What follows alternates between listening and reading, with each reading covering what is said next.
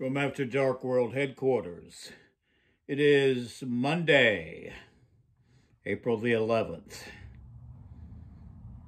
It's time to get up, get your ass up.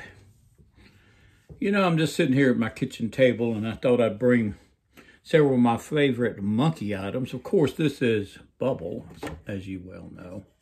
The bubble-blowing monkey. Here's my monkey clock that Jackie B sent me. Didn't send me, he gave me. The works don't work, but I'm working on that, if that makes any sense whatsoever. So, I thought it's story time today. Now, Bubbles is all about story time. God, what a profile. Bubbles is all about story time. So, I want to talk about, now this is prior to me getting a college degree. I was just living in Charlotte, working at a print company, just trying to survive, running these antiquated printing presses, and God, they were terrible. Well, anyway, I had some interesting people I worked with at the print company. This first lady we'll call Connie. Now, Connie was 6'2", 350, a total wrestling mark, big, show you how long ago this was, a big Boogie Woogie Man supporter, and a big Street People supporter against Paul Jones, and she was a mark deluxe. So she worked beside me on another printing press, and she, because she was a wrestling fan, we got along great, and hell, we talk wrestling all day long. Then there was Wanda, this red-headed maniac, flaming Lucille Ball red hair, and she was very, how can I say this in a nice way, opinionated, and there was some girl that they deemed white trash, and went into the ladies' bathroom, and Wanda come out screaming to me and Connie, my God, that bitch has shit a rope and hung herself. She's been in there for 30 minutes! Anyway, she was a maniac. So, like I say, I got along good with the crazy redneck broads because we were all wrestling fans. And then Robert came to work. Now, Robert, the best way I can describe Robert to you, I know Bubbles is going, damn. If you've ever seen the album cover for Frampton Comes Alive, he was like a midget Peter Frampton. He was about 5'3". He came from Louisiana with his white trash little wife who looked just like him, by the way. And Connie and Wanda almost turned instant heel on him because he had these track marks on his arms, and they're screaming, oh, this son of a bitch is a doper out of hell. And so I asked Robert, I said, where'd you get all them marks on your arms? Oh, man. Hell, I had to sell a lot of blood to get up here. Yeah. Well, Robert, without him realizing it, would just send Connie especially, and Wanda, off the deep end. Because he'd talk about all this shit in Louisiana he used to do. How they used to raise chickens, and they wouldn't sell the eggs right away, and sometimes it'd be a week or two, and they would bake the eggs. And now this is what he said. This is what Robert said. Yeah, man, they were a little crunchy, but they were all right. And I was running a printing press, and across the entire floor, I hear, God Almighty! And she says, that son of a bitch is eating chickens with chickens in it! So Anyway, I asked Robert about it later. He says, well, hell, man, that's what we did. Now, damn, what am I supposed to do? So, one last story on Robert.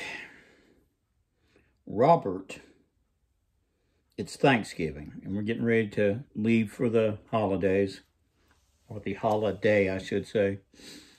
And he come up to me and said, hey, man. Hey, KD. Yeah. Man, it's just going to be me and Jack for Thanksgiving. I said, what?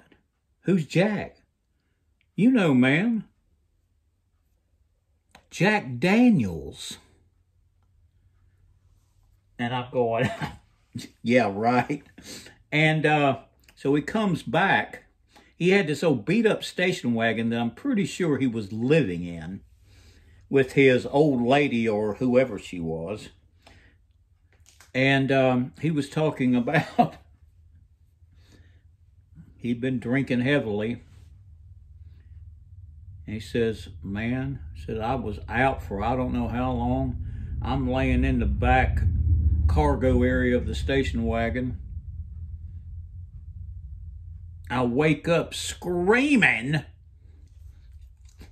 and I'm fucking naked, and I'm parked right in front of a church, and all these people are going into church looking at me like, God Almighty, get this son of a bitch out of here. So anyway, he didn't last long after that.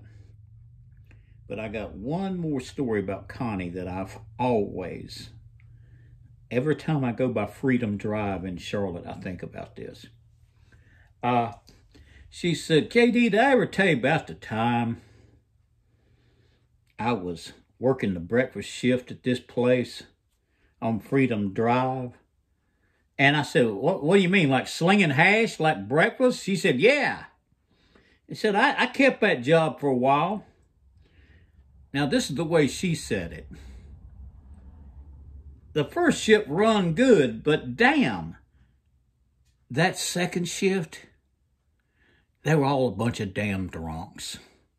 She says, so I come in one morning, and I'm getting water to fix my grits. And she said, I looked down in the sink, and there's a pair of men's drawers loaded slam full of shit.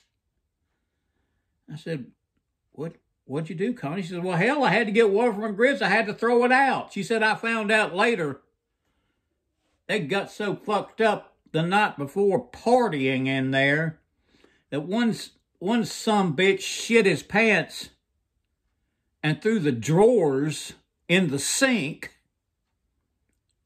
hoping nobody would notice. Well, I think that's it for story time today. You know, I got t-shirts for sale, and you need a KD After Dark t-shirt. You need a KD After Dark t-shirt. So there's plenty of ways to find out about it, but just go to my PayPal account, rollingrock72@yahoo.com, $25 in the United States. Bubbles approves.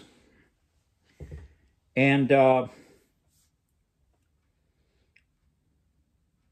let's just end with our motivational sayings. How about it? Always be nice until it's time not to be nice. Be kind, animals. Never complain. Never explain. Be quick. Don't be in a hurry. You find a pair of men's drawers in the sink full of shit. Be quick, but don't be in a hurry because you got to get water for your grits. Can you dig it? And the last one, you don't have unlimited time.